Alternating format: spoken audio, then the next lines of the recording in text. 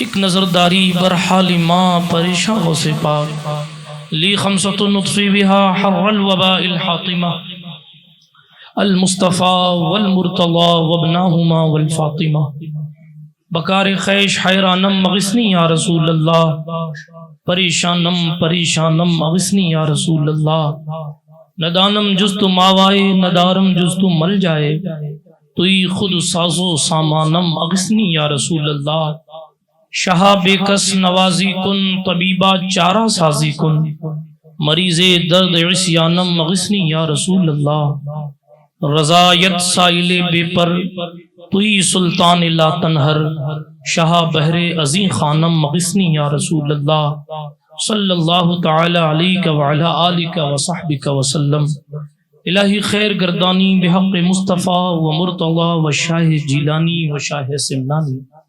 آئیے اس مبارک اور مسعود محفل پاک میں کچھ کہنے سننے سے پہلے اپنے اسلاف کے طریقے کے مطابق بارگاہ رسالت میں جی لگا کر بلند آواز سے اپنی حاضری پیش کریں اور درود شریف کا تحفہ پیش فرمائیں۔ پڑھیں اللہم صلی علی سیدنا نبینا مولانا محمد و اصحابہ وبارک وسلم وقائدنا وقدوتنا وزخرنا وفخرنا ومأوانا وملجانا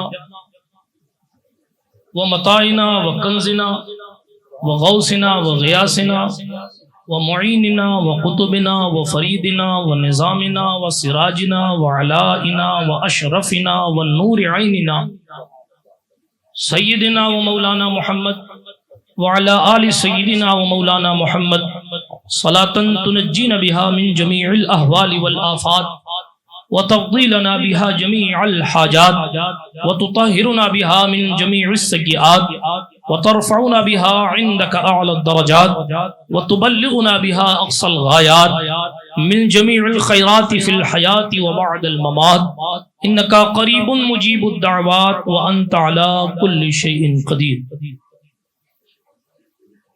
ہمیں کرنی ہے شہنشاہ بطحا کی رضا جوئی، ہمیں کرنی ہے شہنشاہ بطحا کی رضا جوئی، جو وہ ہو گئے اپنے تو رحمت پروردگار اپنے۔ ملک سخن کی شاہی تم کو رضا مسلم، ملک سخن کی شاہی تم کو رضا مسلم، جس سمت آ گئے ہو سکے بٹھا دیے۔ سبحان اللہ حق ہے۔ اے رضا جان عنادل تیرے قدموں پہ نثار، اے رضا جان عنادل تیرے قدموں پہ نثار، بلبل باغ مدینہ تیرا کہنا کیا ہے۔ برادران ملت اسلامیہ، اللہ پاک کا جتنا شکر ادا کیا جائے کم ہے کہ آج کی اس مقدس رات جو شب جمعہ ہے، جس شب جمعہ کی برکتیں اگر آپ کو پڑھنی ہے تو اولیاء کاملین کی زندگیاں پڑھیں۔ یوں تو اللہ والوں کی ہر رات عبادت میں گزرا کرتی تھی، بے شک بے شک، مگر بہت سے اوراد، بہت سے وظائف ایسے ہیں جو اس مقدس شب کے لیے، اس مقدس رات کے لیے خاص ہوا کرتے ہیں۔ بلکہ اس شب جمعہ کو اگر شب درود بھی کہیں تو بھی بیجا نہ ہوگا۔ سبحان اللہ۔ ایک روایت میں آتا ہے کہ جو بندہ درود شریف، یہ والی درود شریف، اللہم صلی علی سیدنا و مولانا محمد وعلی آل سیدنا و مولانا محمد النبی الامی الحبیب العالی القدر العظیم الجاہ وعلی آلہ وصحبہ وبارک وسلم صلو علیہ، یہ درود پاک جو شب جمعہ کو پڑھنے کی عادت بنائے گا، انشاءاللہ الرحمن اسے مرتے وقت حضور علیہ الصلوۃ والتسلیم کا جلوہ زیبا نظر آئے گا۔ سبحان اللہ سبحان اللہ۔ غرض کی اس مقدس رات میں بہت برکتیں اللہ سبحانہ و تعالیٰ نے رکھی ہیں، اور جتنا شکر ادا کیا جائے مولا کا کم ہے کہ اس نے اس رات کو یوں ہی گزار دینے کے لیے نہیں چھوڑا، بلکہ ہمیں اور آپ کو یہ توفیق بخشی کہ ہم اور آپ اللہ اور اس کے رسول اور اس کے محبوب بندوں کا ذکر کرنے کے لیے جمع ہوئے ہیں اور سننے کے لیے جمع ہوئے ہیں۔ جلسہ بڑی دیر سے چل رہا ہے، اس لیے تقریر لمبی نہیں ہوگی، چند باتیں آپ کی سماعتوں کی دہلیز پہ رکھوں گا۔ ایک بہترین نقیب کی نقابت آپ نے سماعت فرمائی، ویسے تو ان کی بہت ساری خصوصیتیں ہیں، لیکن ایک بڑی خصوصیت یہ ہے کہ انہیں حضور غوث اعظم سے نسبت ہے، سبحان اللہ سبحان اللہ، اور ان کی رگوں میں سرکار غوث پاک کا خون دوڑ رہا ہے۔ اور دوسری خاص بات یہ ہے، اللہ نے مقبولیت عام ان کو ایسی عطا فرمائی ہے، یہ کچھ پڑھ دیں ان کے انداز پر لوگ سبحان اللہ اور ماشاء اللہ کہنے سے نہیں رکتے ہیں۔ بے شک، واہ واہ واہ، یہ اللہ رب العزت کا فضل و کرم ہے۔ اور محترم شریف باسنی صاحب نے اس گرمی میں بھی جو اپنے عشق کی گرمی دکھائی ہے، وہ یقیناً اس بات کی یاد دلا رہا تھا جو فکر اعلیٰ حضرت نے دی تھی وہ آج تک زندہ ہے۔ اور وہ فکر کیا تھی؟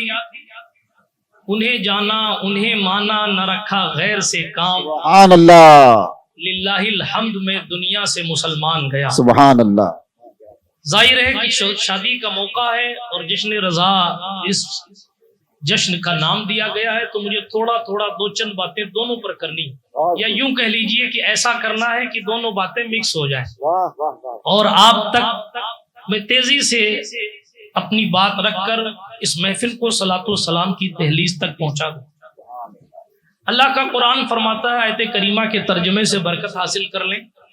اللہ پاک فرماتا ہے جو بندہ جس نے اچھا کام کیا، من ذکرین او انسا، چاہے وہ مرد ہو یا عورت ہو، جس نے اعمال صالحہ کیا، جس نے اچھے کام کیے، چاہے وہ مرد ہو یا عورت، وہ مذکر ہو یا مؤنث، من ذکرین او انسا، یہ چیز نہیں دیکھی جائے گی کہ وہ مرد ہے یا عورت ہے، لیکن یہ ضرور دیکھا جائے گا کہ وہ مومن ہے یا نہیں ہے۔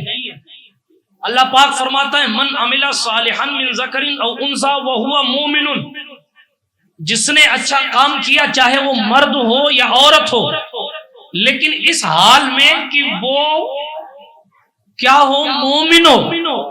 اگر ایمان والا کوئی اچھا کام کرے، چاہے ایمان والا مرد ہو چاہے ایمان والی عورت ہو، اللہ پاک فرماتا ہے فَلَنُحْيِيَنَّهُ حَيَاةً طَيِّبَةً، تو ہم اسے اچھی زندگی جینے کی توفیق بخشتے ہیں، ہم اسے اچھی زندگی عطا فرما دیتے ہیں۔ پتہ چلا زندگیاں اچھی پیسوں سے نہیں ہوتی، زندگیاں اچھی جناب ظاہری طور پر عزتوں سے بھی نہیں ہوتی، زندگیاں اچھی شہرتوں سے نہیں ہوتی، زندگیاں اچھی نام بڑا ہونے سے نہیں ہوتی، زندگیاں اچھی مال زیادہ ہونے سے نہیں ہوتی، بلکہ زندگیاں اچھی خوبصورت ہونے سے بھی نہیں ہوتی۔ اللہ کا قرآن اس طرف اشارہ کر رہا ہے، آپ کے اعمال کیسے ہیں، آپ کا کردار کیسا ہے، آپ کا کیریکٹر کیسا ہے، آپ کا اخلاق کیسا ہے، آپ کی راتیں کیسی گزرتی ہیں، آپ کا دن کیسے گزرتا ہے، آپ کو صبح حضور یاد ہے یا نہیں ہے، آپ کو دن میں مصطفیٰ کی سنتیں یاد آتی ہیں یا نہیں آتی، آپ جب بستروں کی تنہائیوں پر جاتے ہیں تو حضور کی سنت کو یاد کرتے ہیں یا شیطان کے لعنت بھرے کاموں کی طرف توجہ کرتے ہیں۔ یہ ساری چیزیں ہمیں اور آپ کو دیکھنی پڑیں گی۔ اگر ہماری زندگیاں صدیق اکبر کی زندگیوں کا صدقہ پائیں گی تو یقیناً قیامت کے میدان میں حیدر کرار کی جھرمٹ میں جگہ نصیب ہوگی، اور اگر ہماری زندگیاں ابو جہل یا یزید کے طریقے پر چلے گی تو پھر ہماری زندگیوں میں یہ دن اگر گزرے تو بعید نہیں کہ ہمیں فرعونیوں کے لشکر میں ہمارا نام لکھ دیا جائے۔ اسی لیے امام اہل سنت نے کہا شب صبح تک سونا تجھے، دن لہو میں کھونا تجھے، شرم نبی خوف خدا یہ بھی نہیں وہ بھی نہیں، اس کے خدا کھایا کیا، فرمان حق تعالی کیا، شکر کرم ترس سزا یہ بھی نہیں وہ بھی نہیں، ان کو کم کر دو، یہ بھی نہیں وہ بھی نہیں۔ پتہ کیا چلا، ہمیں اور آپ کو زندگی گزارنے کا جو سلیقہ قرآن نے دیا ہے، ہمیں اور آپ کو جس مطابق زندگی گزارنی ہے وہ مصطفیٰ جان رحمت صلی اللہ علیہ وآلہ وسلم کی زندگی ہے۔ خدا جب نعمت دے تو شکر ادا کرو، بے شک بے خدا شک، جب نعمت چھین لے تو صبر کی منزلوں سے گزرو۔ جب اللہ اس لائق بنائے کہ تمہیں دولہا بن کر سر پر صحرا سجانے کی سعادت ملی ہے تو پھر اس اللہ کی نافرمانی نہ کرو، پھر ناچ اور گانے کی دھنوں پر ڈوبو مت، پھر اللہ رب العزت کی نافرمانیوں کی طرف نہ جاؤ۔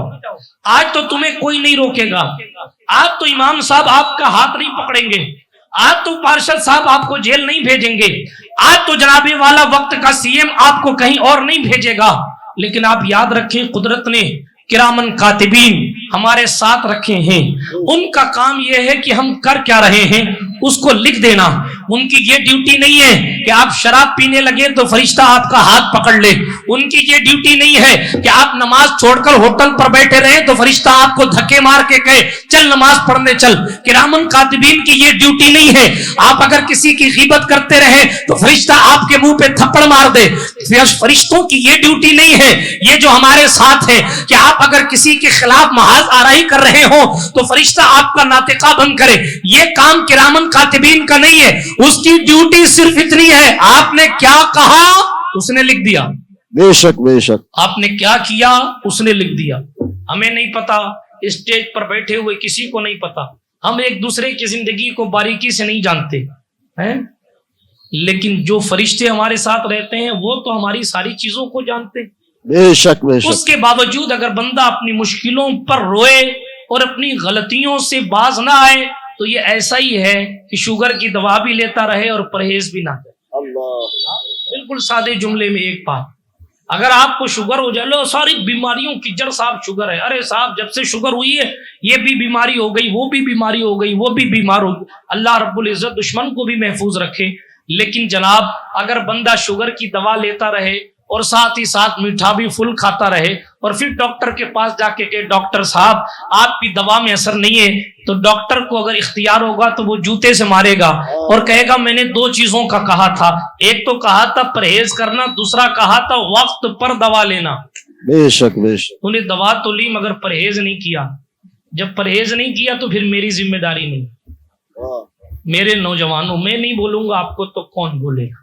بسا اوقات میرے جملے برے لگتے ہیں لوگوں کو، حالانکہ ہمارا مقصد ہوتا ہے اللہ اس کے رسول کی طرف لانا. بے شک ہم بے نے شک. اپنے گھر کے برتن تو نہیں دھلائے کبھی آپ سے، ہم نے کبھی اپنے ذات کے لیے تو 50 روپے آپ سے نہیں مانگے، یا کبھی نہیں کہا کہ ہمارا جو ہے وہ یہ ذاتی کام ہے آپ نوکر بن کے کرو. اللہ کا فضل و کرم ہے، اللہ نے سیدوں کی دعاؤں کے صدقے کبھی محتاج نہیں رکھا. سبحان اللہ سبحان اللہ. اپنے سوا کسی کا محتاج نہیں رکھا. آمین آمین. لیکن آپ سوچیں نا ذرا سا، غور کریں.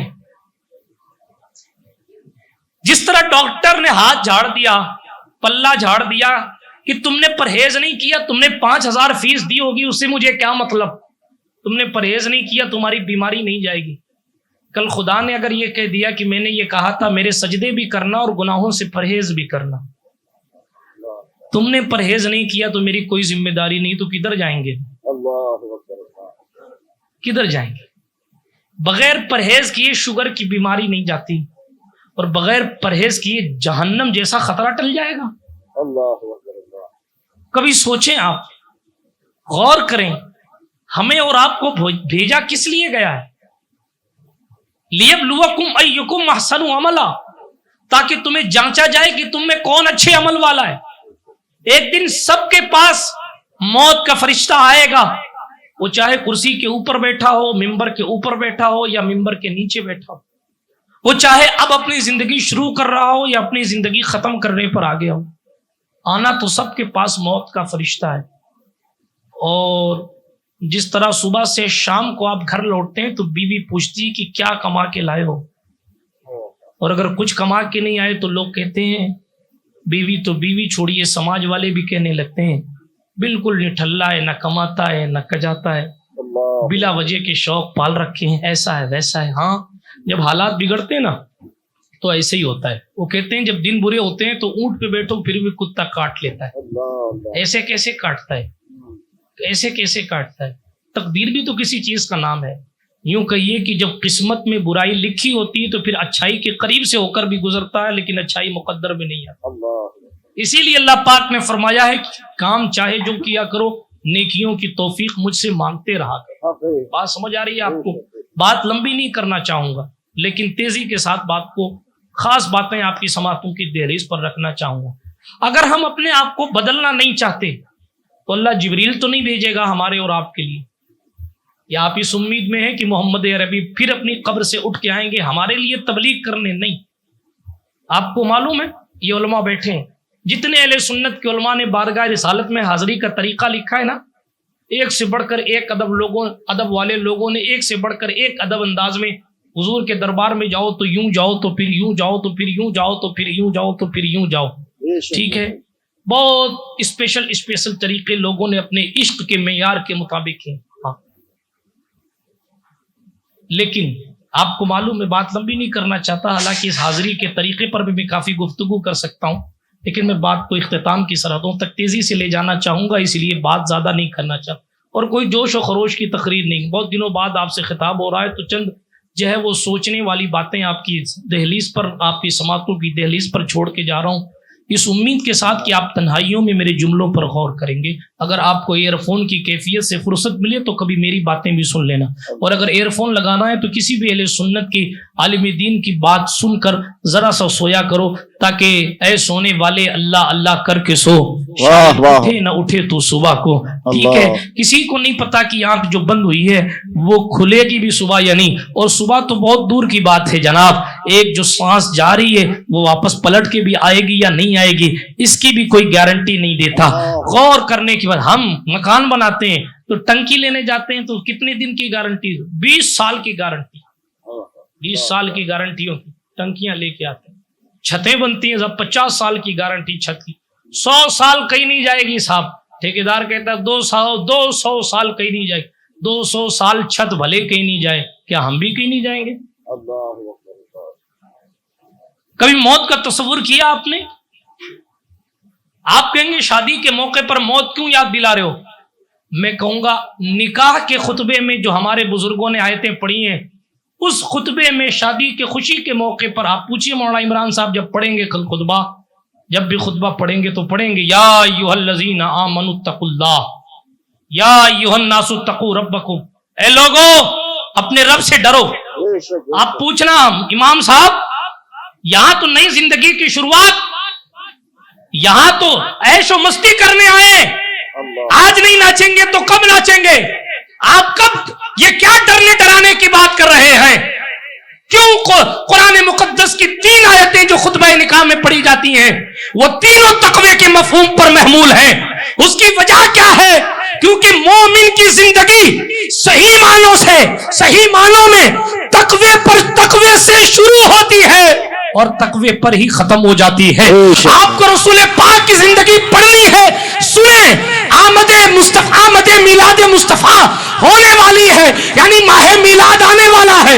آپ سنیں گے علماء سے حضور کی زندگی اگر حلیمہ کی دودھ سے شروع ہوتی ہے تو دائیں پستان سے دودھ نوش فرماتے ہیں, بائیں سے نہیں پیتے, تاکہ دنیا کو پتا چل جائے محمد عربی حق پہچاننے اور بتانے آیا ہے, کسی کا حق مارنے نہیں آیا. ابھی مصطفیٰ جان رحمت نے اپنے ظاہری پاؤں پر چلنا شروع نہیں کیا مگر تقوی کا معیار بتایا, اور جب دنیا سے جانے لگے, آؤ بخاری شریف نزا کا عالم ہے, حضور سے زیادہ آسانی کسی کے لیے ہو سکتی ہے؟ یار ساری آسانیاں تو حضور کے لیے ہیں, اور ساری آسانیاں حضور کے صدقے میں ہیں. بے شک. اور اتنی آسان زندگی ہمیں اور آپ کو اگر گزارنی ہے دین کے مطابق تو حضور علیہ السلام کی زندگی کو دیکھنا پڑے گا. مشکل ترین چیزیں حضور علیہ الصلوۃ والتسلیم کی زندگی میں آسان ہوتی ہیں. مگر صحیح بخاری میں ایک حدیث شریف ہے, جب حضور علیہ السلام کی روح اقدس نکلنے کا وقت آیا, جب یہ کہ حضور علیہ الصلوۃ والتسلیم کی روح اقدس جسم اقدس سے نکلے, آپ کو معلوم ہے حدیث شریف پڑھ کے آگے چلتا ہوں. حضور علیہ السلام وضو فرماتے تھے, ام المومنین عائشہ صدیقہ فرماتی ہیں حضور علیہ السلام وضو فرماتے تھے اور پانی لے کر بار بار اپنے چہرے پر مارتے تھے. کون؟ حضور مارتے تھے, اور اپنے چہرے پر مار کے کہتے ہاں بے شک موت کی سختیاں بڑی سخت ہے, موت یہ سکرات کا عالم ہے. حضور علیہ الصلوۃ والتسلیم اپنے چہرے اقدس پر بار بار پانی مار رہے ہیں. یہ حضور کی شان ہے تو ہمارا اور آپ کا معاملہ کیا ہو؟ اللہ اکبر. اللہ. اس لیے کسی مومن کی شان نہیں کہ وہ نکاح یا کسی بھی خوشی کے ماحول میں اللہ رب العزت کے خوف کو فراموش کرتے. بے شک. سمجھ میں آئی؟ نکاح بہت سے ہوئے, صحابہ نے نکاح نہیں کیے, ان سے زیادہ فضیلت ہے کسی کے پاس؟ مصطفیٰ کے اصحاب اللہ نے انہیں اتنے مرتبے دیے. ہماری آپ کی اوقات ہے صحابہ کے بارے میں کچھ جو ہے کما حقو کہنے کی. ان کے قدموں سے جو ذرے لگے ہیں نا، ذرے ریت، ان ریت کے برابر بھی ہماری اوقات نہیں. بے شک بے شک. اس لیے کہ وہ جناب حضور کے ساتھی. حق ہے بے شک. اگر سید سہیل صاحب کسی کو جودھ پور بھیجیں تو جناب لوگ اپنے گھر لے جائیں گے، کھانا کھلائیں گے، احترام کریں گے، اس کا کام کریں گے. کیوں؟ سہیل صاحب کا ساتھی ہے. بتاؤ مجھے، ایک کسی نامور شخص کا اگر کوئی ساتھی آ جائے تو لوگ کے ساتھ مہمان نوازی کرنی. آپ سوچیں جو حضور کا ساتھی ہے اس کے مرتبے کی کوئی برابری کر سکتا؟ اللہ اکبر اللہ. حضور کا ساتھی ہونا کوئی چھوٹی منقبت ہے؟ حضور کا ساتھی ہونا کوئی چھوٹی فضیلت ہے؟ وقت کا غوث اعظم بھی جس کے طلبوں کی برابری نہیں کر سکتا وہ مصطفیٰ جان رحمت کے صحابہ ہیں. بے شک حق ہے. سبحان اللہ. 3 ہمارے سینوں تک پہنچا ہے، یہ صحابہ کی محنتیں ہیں. ہم سے تو مسجد تک نہیں جایا جاتا. انہوں نے پیٹ پر پتھر باندھ کر تلوار چلائی ہے، تب جا کے پتا چلا ہے کہ دین کی حقانیت کیا ہے. انہوں نے بھوکے رہ کے اپنی شادیاں قربان کی، اپنی خواہشات کو قربان کیا. ہاں پڑھیں آپ صحابہ کو، پہلی رات آپ شادی ہونے کے بعد 15 دن کام پہ نہیں جاتے. حضور کے صحابہ کی وہ جماعت ہے کہ آج شادی ہوئی ہے، آج پہلی رات ہے، ابھی غسل تک نہیں کیا ہے. حضور نے فرمایا الرحیل، دین کو ضرورت ہے خون کے قطروں کی، چلو کوچ کرو. مصطفیٰ کا صحابی حضرت حنظلۃ الغسیل بغیر غسل کیے ہوئے اپنے حجرے سے باہر نکلے اور کہا بیویوں کی زندگیاں بلکہ ہماری جانیں بھی حضور کے قدم پر قربان. سبحان اللہ. اللہ یہ اکبر. قربانیاں تھی صحابہ کی، شادیاں صحابہ نے بھی کی ہیں. میں نے پرسوں رسول کی روایت پڑھی تھی عبد الرحمن ابن عوف کی. یہ حضور کا وہ صحابی ہے جس کی فضیلتوں کو پڑھا جائے تو اچھا خاصا وقت لگے گا. عبد الرحمن ابن عوف، صحیح بخاری میں حدیث، سیاہ ستہ کی حدیث ہے. ایک مرتبہ بارگاہ رسالت مآب میں حاضر ہوئے صلی اللہ علیہ وسلم. آپ کے کپڑوں پر پیلے نشان تھے. جب حضور علیہ السلام نے دیکھا تو حضور نے پوچھا اے عبد الرحمن بن عوف، یہ نشانات کیسے ہیں؟ کیا تم نے شادی کر لی؟ ٹھیک ہے، حضور سے زیادہ کوئی اسپیشل ہو سکتا ہے؟ مخدوم الملائکہ بھی جس کے تلووں کو چومتا ہے، سبحان اللہ. اللہ ہونے کی شان کیا ہوگی؟ بس 2 مصرے میں کہہ لیں فرش والے تیری شوکت کا علو کیا جانے، خسروا عرش پہ اڑتا ہے پھریرا تیرا. سبحان اللہ. میں تو مالک ہی کہوں گا کہ ہو مالک کے حبیب، یعنی محبوب و محب میں نہیں میرا تیرا. برادران ملت اسلامیہ، یہ حضور علیہ السلام ہے. ٹھیک ہے، توجہ سے سنے، صحابہ کی شادیاں کتنی سادہ ہیں. آئے حضور نے پوچھا یہ کپڑے ایسے کیسے ہیں، کیا تم نے شادی کر لی؟ عبد الرحمن بن عوف نے کہا ہاں یا رسول اللہ میں نے شادی کر لی. حضور علیہ السلام نے دعائیں فرمائی. حضور علیہ السلام نے یہ نہیں کہا کہ اتنی ہلکی پھلکی شادی کی ہے کہ ہمیں نہیں بلایا، ہمارا ساتھی ہو کے ہمیں نہیں بلایا. کسی حدیث میں نہیں ملے گا. کیوں نہیں ملے گا؟ یا رسول اللہ آپ سے زیادہ خاص تو کوئی ہے نہیں. 1500 سال بعد بھی عاشق شادی کے موقع پر محفل سجا کے کہتا ہے آپ ہر عاشق کے گھر تشریف لاتے ہیں، ہماری اس محفل میں بھی ہو جائے چراغاں یا رسول اللہ. آمین. سبحان اللہ. مگر حضور نے یہ نہیں کہا اے ابن عوف تو نے مجھے کیوں نہیں بلایا؟ کیا میرے روئے زمین پر ہوتے ہوئے بھی کوئی نکاح پڑھانے والا پیدا ہو گیا؟ نہیں. کہیں کہا ہو تو بتائے، میں تو ناقص العلم مولوی ہوں. کہیں کہا ہو تو ہمارے علم میں تو نہیں کہ کہیں حضور نے فرمایا ہو کہ مجھے کیوں نہیں بلایا عبد الرحمن بن عوف، بلاؤ مجھے. تم نے مجھے نہیں بلایا اس لیے تمہارا نکاح کامل نہیں. چاہتے تو کچھ بھی فرما دیتے، مگر کیا میسج دے رہے؟ شادی اتنی سادی ہو، شادی اتنی سادی ہو کہ اگر کائنات کے افضل شخص کی بھی دعوت نہ ہو اور چند رشتہ داروں کا ولیمہ کر کے بات ختم کر دی جائے تو میں محمد عربی بھی شکوہ نہیں کرتا. جب میں شکوہ نہیں کرتا تو وقت کے کسی پیر صاحب، کسی مفتی صاحب اور کسی سید صاحب کو یہ حق نہیں پہنچتا کہ وہ شکوہ کریں کہ صاحب میں موجود تھا تو پھر مجھے کیوں نہیں بلایا. محبت کے تقاضے ہو رہے ہیں. ایسا نہیں ہے کہ کہنا حرام ہے، یا ایسا نہیں ہے کہ جو ہے وہ بلاؤ ہی مت آپ کسی کو بھی، میں آپ کو بتانا چاہ رہا ہوں، پیغام دینا چاہ رہا ہوں کہ شریعت نے اتنا ضروری بھی نہیں رکھا، اس لیے شادی تاکہ آسان ہو جائے۔ مگر ہم نے کیا کیا، 6 مہینے پہلے کیا بک ہو رہا، ڈی جے، کیا کرو گے، ناچو۔ پرانے وقت میں قوم نے جرمانہ لگایا تھا، معاف کیجئے گا برے لگے جملے تو، اب وہ بھی نسیم منسیہ ہو گیا، مقام افسوس ہے۔ حالانکہ اس چیز پر سختی برتنی چاہیے، ذمہ داران کو اس طرف توجہ رکھنی چاہیے، غور کرنے کے بعد بیچارے علماء نے کوشش کی، مفتیوں نے کوشش کی، قاضیوں نے کوشش کی، ڈی جے بجاؤ گے تو نکاح نہیں پڑھائیں گے، بیچارے کئی قربانیاں دیں، کئی نکاح لوگوں نے قربان کیے، کئی جگہ بیچارے جھگڑے، کئی جگہ باتیں ہوئیں، کتنی محنتیں علماء نے کی، مگر حالات کیا تھے، لوگ شادیوں پر ہی بجانے دو گے تو ہم سگائیوں پہ بجا لیں گے، ہم جیل سے قیدی نکلے گا تو بجا لیں گے، ہم اس وقت بجا لیں گے، اب اس وقت بجا لیں گے۔ بات تو نہیں نا کہ ان کو آپ کی شادیوں سے چڑتی، ایسا تو نہیں تھا، ان کا کیا جاتا تھا آپ بجائیں نہ بجائیں، بات صرف اتنی تھی کہ ہم نے جب اپنے اساتذہ سے دستار فضیلت لی تھی تو ساتھ کہا گیا تھا اچھائی کرنا اور اچھائی کا حکم دینا، برائی سے رکنا اور برائی سے روکنا، اور تو کوئی مقصد نہیں تھا۔ خیر وہ بھی ایک باب تھا جو گزر گیا، میں صرف آپ سے یہ کہنا چاہ رہا ہوں دل سے مسلمان ہو جائیے،